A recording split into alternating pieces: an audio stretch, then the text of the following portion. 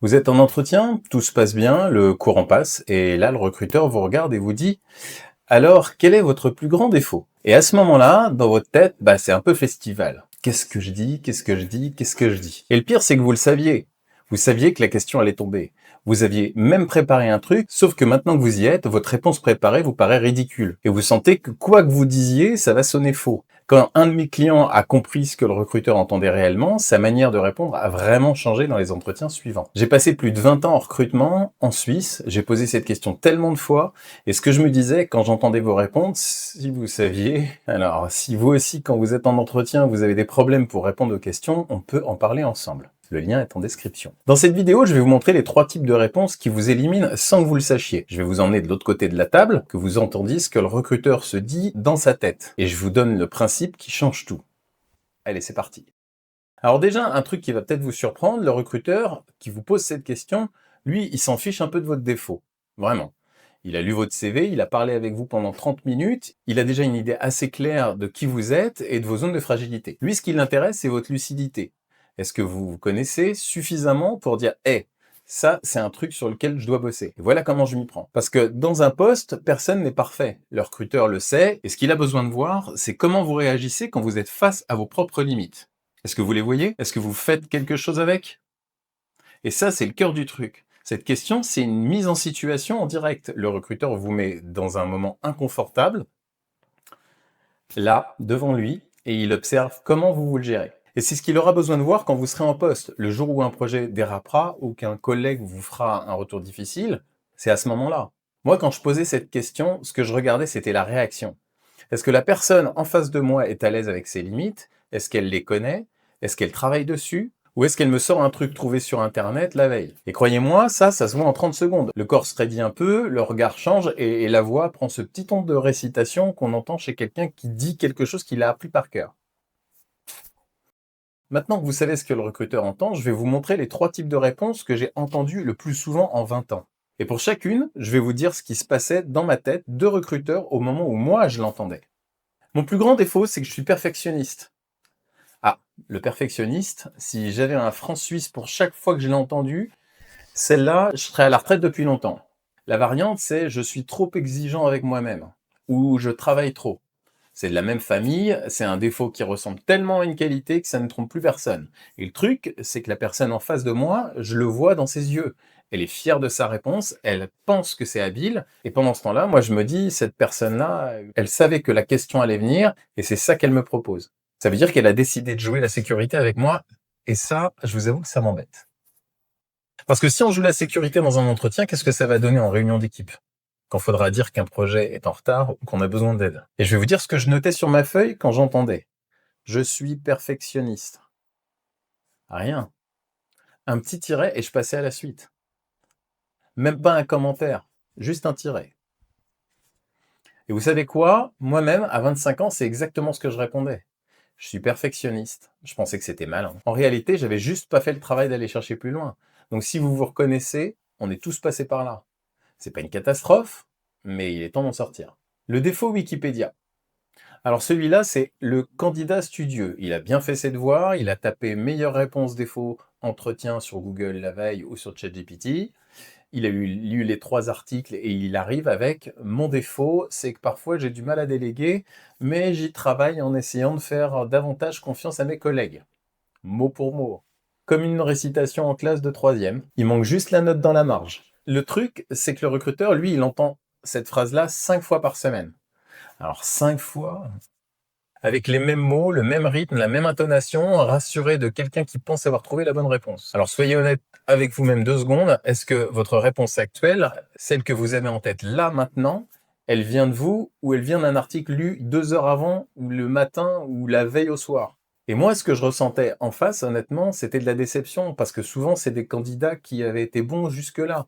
Le parcours tenait la route, les réponses étaient solides, et là, d'un coup, sur cette question, paf, je sentais que quelque chose changeait. La voix devenait un tout petit peu plus lisse, le regard il partait un petit peu légèrement sur le côté, les mains se posaient bien à plat, et puis la phrase sortait toute propre, sans aucune aspérité, sans aucune hésitation.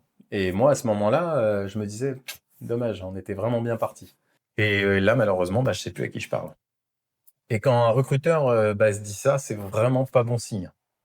Et puis il y a le courageux, celui qui se dit, «Moi je vais être honnête, tant pis, je vais dire la vérité, j'ai du mal avec la pression, je supporte mal quand on dit que j'ai tort, donc j'ai tendance à m'isoler quand ça va pas». Bah, c'est sincère, c'est bien effectivement, il y a une forme de courage là-dedans, sauf que la sincérité toute nue, sans rien derrière, ça reste juste un peu un aveu.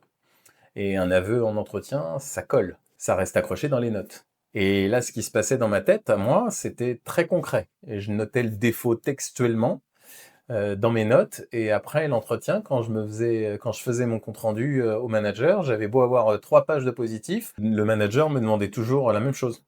Et alors les points de vigilance? Et là, je lisais mes guillemets. Bah, il a dit qu'il avait du mal avec la pression et c'est fini. La personne, elle a été brillante pendant 45 minutes et la seule chose qui reste dans la tête du manager, c'est cette phrase-là. 45 minutes de bon, effacées par une seule phrase. Alors bref, que vous maquilliez, que vous récitiez ou vous lâchiez tout d'un coup, le recruteur arrive au même endroit, lui. Il n'a pas vu quelqu'un de lucide en face de lui. Alors j'ai un de mes clients, 28 ans, il travaille dans l'informatique, il est développeur et Marc, c'est quelqu'un d'introverti. Quand il est sur un projet, il est à fond dedans, il est concentré, il est absorbé, il peut passer des heures sans lever la tête et c'est d'ailleurs ce qui fait sa force. Alors quand il code, il est dans sa bulle, il produit un travail plutôt propre. Quand je lui ai demandé quel défaut lui il donnait en entretien, il m'a dit moi je dis que je suis introverti, voilà, comme ça, enfin un mot posé là, sans rien autour. Alors vous imaginez bien ce que le recruteur, lui, il entend quand il recrute pour un poste en équipe et que le candidat lui dit je suis introverti avec un point final. Punaise, il se demande si la personne va communiquer, si elle va participer aux réunions, si elle va s'intégrer dans l'équipe. Et le truc avec Marc, c'était justement la manière dont il le disait. Il lâchait le mot comme un verdict, sans donner au recruteur le moindre élément pour comprendre comment lui, il vit avec ça au quotidien. Alors ce qu'on a travaillé ensemble, c'était de raconter la vraie histoire derrière le mot qu'il disait en disant «je suis introverti». Oui, et concrètement, ça veut dire que quand il est sur un projet complexe, il a tendance à avancer seul plutôt qu'à lever la main pour faire un point avec l'équipe. Alors ça, il l'a identifié parce que sur un projet l'année dernière, il a réalisé 2 jours trop tard qu'un collègue travaillait sur la même fonctionnalité que lui. 2 jours de boulot en double, ça pique.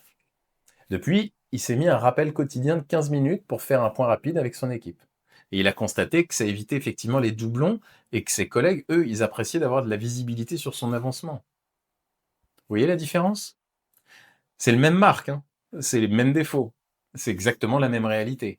Sauf que quand le recruteur, il écrit son compte rendu, ce qu'il retient, c'est juste qu'il est lucide, qu'il est proactif et puis qu'il est capable de s'adapter. Alors quand Marc, lui, il m'a appelé après son entretien, il m'a dit, pour la première fois, la question du défaut, c'est le moment où où j'ai senti que le recruteur a accroché.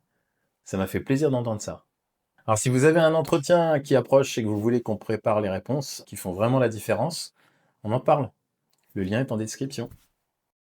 Alors ce que Marc, lui, il a compris et ce que j'aimerais que vous reteniez de cette vidéo, c'est qu'une bonne réponse à quel est votre plus gros défaut, c'est une réponse qui fait 3 choses.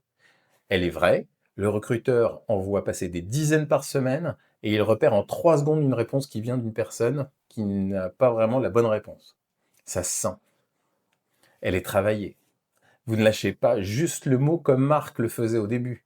Vous montrez que vous avez identifié ce que ça donne concrètement dans votre travail et que vous avez trouvé votre manière de progresser. Un truc concret, quelque chose que vous faites au quotidien, un vrai exemple. Et elle est reliée. Le défaut et le travail que vous faites dessus, ça révèle quelque chose d'utile pour le poste. Marc, lui, qui s'impose un point quotidien avec son équipe, ça montre quelqu'un de rigoureux, qui a compris que la communication, c'est un outil, et ça, le recruteur, il le voit, il l'écrit, et il en parle au manager. Vrai, travaillé et relié. Si votre réponse fait ces 3 choses, la question du défaut, elle devient votre meilleur moment de l'entretien. Si cette vidéo vous a été utile, laissez un pouce bleu, ça aide vraiment YouTube à la montrer aux bonnes personnes. Et si vous voulez comprendre pourquoi c'est toujours l'autre candidat qui est choisi en finale, vous pouvez regarder cette vidéo. À bientôt.